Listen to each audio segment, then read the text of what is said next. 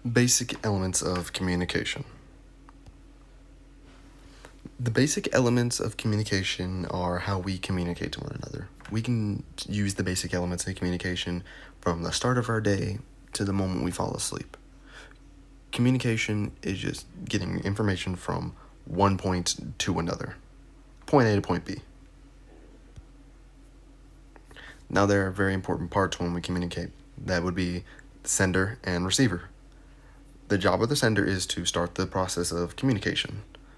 It can be me asking you a question, stating a fact, making a comment, just anything to potentially get a response from you or a reaction. The job of the receiver is to decode said message from the sender and pick apart what information they can from it. Creating a message is the process of getting information. And it doesn't always have to be getting information.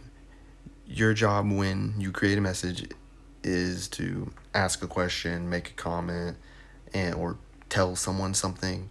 You are just trying to get information from one point to another. That information can be asking a question. I could ask you, how are you? That is me creating the message and getting it to you. Next would be decoding the message. My question to you was, how are you? You are going to take that and you're going to pick it apart and get what information you can from it. The information being, he's asking me, how are you? I need to either respond with something along the lines of, I'm good. How about you? Or, I'm doing well. You took the information that the sender gave you, decoded it, and gave an appropriate answer with the information you got.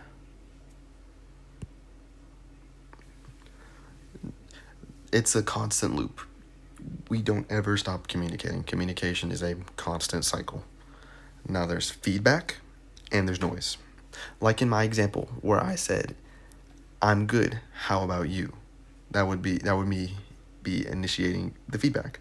I gave you feedback to the question, and it can turn into a role swap in some ways.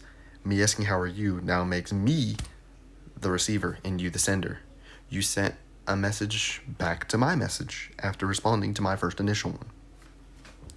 And then I would need to decode the information you just gave me and give an appropriate response to that as well with the information I have.